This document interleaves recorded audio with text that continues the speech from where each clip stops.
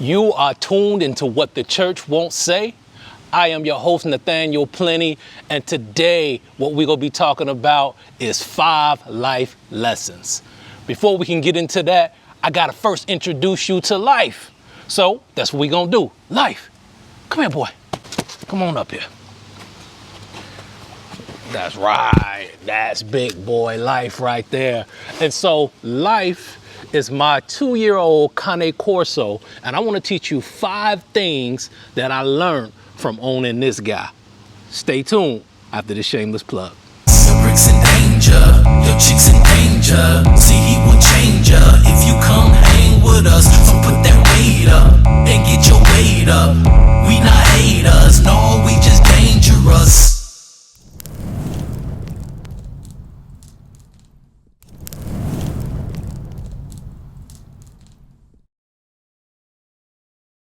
Welcome back. You are watching What the Church Won't Say, and as promised, I'm going to share my 5 life lessons. Lesson number 1, move with purpose. When I got Life because of the home I purchased. I purchased a home that had a lot of land, and I wasn't used to maintaining it or securing it. When I first bought the house, I was so uncomfortable in it because it was so large, but it was so quiet and dark at night that I slept with my gun for the first week. So after some time, I started thinking about it and I said, well, maybe I should get a guard dog to help me protect my land. And that's where Life came into the picture. And I purchased him with that in mind. So I started looking up the number 1 or the top 10 guard dogs, and the Cane Corso came up because of their first intimidating look, because they have some of the strongest jaws out of all the dogs. And then last but not least, their intelligence is through the roof. That's the reason why I purchased this dog. Now listen, I didn't purchase him because he was cute. I didn't purchase him because it'll make me seem cool because I got a big dog. I purchased him with purpose. Therefore, I'm not frustrated when Life barks at strangers. That's what I bought him for. I'm here to say we have a habit of bringing things into our life without purpose, and that's why that person in our life frustrates us so much, because they are just occupying space. Another way I want to put this is, I believe a lot of marriages fail because of lack of purpose. If a woman, by God's definition, is to be a helpmeet to a man, then that man must have something for her to help with.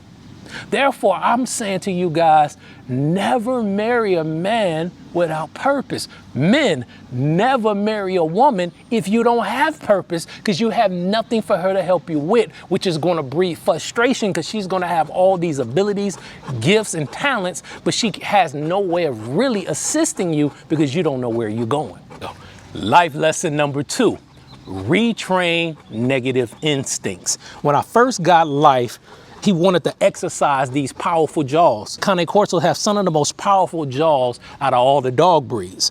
And to do that, they gotta always be chewing on something. So he had some negative instincts. He was chewing on shoes. He was chewing on the trim around the windows. And every time he would do this, I would have to put him in his cage and discipline him to teach him a lesson. So what came to me in this lesson is, Life wasn't able to enjoy the freedom of my home because of his negative instincts. And it wasn't until he was retrained to override those negative instincts that he was able to explore the best of the land. You could take that even further. Last year, Life realized that he loved swimming. So I would put him in a swimming pool and he would go absolutely crazy because he was so excited, so hyper, that he would be halfway drowning people. So I had to ban him from the pool until he was able to be retrained properly on pool etiquette, how to handle himself, how to control himself so he wouldn't be so excited. So I didn't say he'll never get in the pool, but I had to stop him from enjoying it until he got to a place where he can control himself.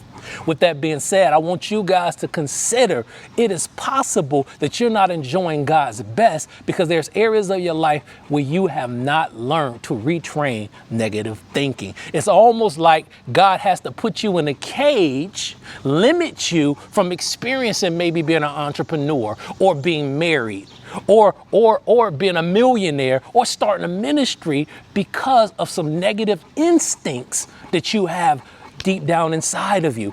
Life lesson number 3, intimacy over comfort. So one day I was doing laundry in my closet and I'm folding up clothes.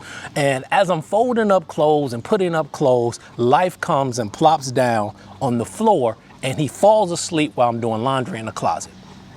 Something just dawned on me. He has his own bed. It has a cushion, it has fur on it, super comfortable.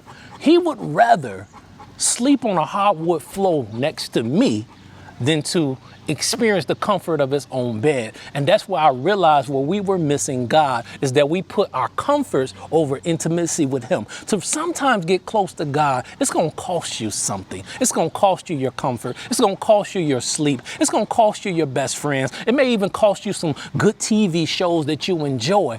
But there's no way possible that you're going to enjoy a sincere, intimate relationship with God and get all the comforts that this world has to offer. You're going to have to put your intimacy with him over your comfort. Life lesson number 4, blow your coat. One thing about having a Cane Corso, and the reason why I got this breed, is because they don't shed a lot, but they still shed. Now, the thing that I realized is in the winter time or in the fall time, he begins to shed his summer coat and put on a thicker, denser coat. And you'll find strands of hair all throughout the house, on your clothes, maybe on your couch. But this is the whole thing that I realized, that the dog is adapting into what's to come, which is the winter months. And that's something that's innate in every dog. Now, the beauty of this is what I learned was we have to learn how to blow our coat. We must learn to adapt. Life sometimes gives us these seasons where we may have been in the comfort of our home, we may have been enjoying the fruits of the land, and then all of a sudden there's a shift and you find yourself having to work more. You find yourself having to work maybe overtime, and you're like, I don't like this. Or you may have to start grinding a little bit more because you started a business or a ministry, which is okay. That's the season that you're in. Learn how to blow your coat, learn how to adapt, and realize that everything is just for a season, for your betterment, if you can catch the waves of what God is showing you. Listen, nothing will remain the same, and I'm not telling you don't be yourself. Be yourself, but be a hardworking version of yourself when needed. Sometimes it looks like I need to be more spiritual than I'm being natural, and you find yourself really engulfed in the word. You find yourself fasting and praying, or whatever the case, your intake may increase, and you be like, man, will it always be this way? I hope so. But nonetheless, sometimes God allow you to go through seasons of something, so he's preparing you for something to come, and you got to trust him in that process. Life lesson number 5, make every moment count. The thing about having a dog is that their lifespan is a lot shorter than humans, especially big breeds. A big breed like a Cane Corso could live anywhere from 10 to 15 years. They average about 11, 12 years of a lifespan. So that means every year of a human's life is 7 years to him. One day is 1 week for him. So he doesn't have a lot of time to do things like hold grudges. And I realized that about him. If I have to discipline this guy, if I have to put him in his cage or whatever the case is, after the discipline over, he is quick to come and lay his face in my lap, basically saying, Dad, forgive me. You're my favorite person in the world. Let's go play. He forgives so quick because he doesn't have a lot of time. And so I realized something about us as human. We kind of have this mindset like, I'll do that, or I'll forgive them when they do this, or they ask my forgiveness, or whatever the case may be. What I'm trying to tell y'all is make every moment count. You don't know if tomorrow is promised to you. And more importantly, you have to understand that what is man but a vapor that's here 1 second and the next second he gone. So I'm asking y'all, go make it right, y'all. If it's somebody that you wronged or even that wronged you, go to them. Let them know I forgive you. I let it go. I'm going to make every moment count. And so there it is, y'all, in its fullness, my 5 life lessons. Hey, listen, don't forget to share. Don't forget to subscribe and like. And I guess it's over because life is leaving. So I'm going to say deuces as well. Love y'all. Till next time.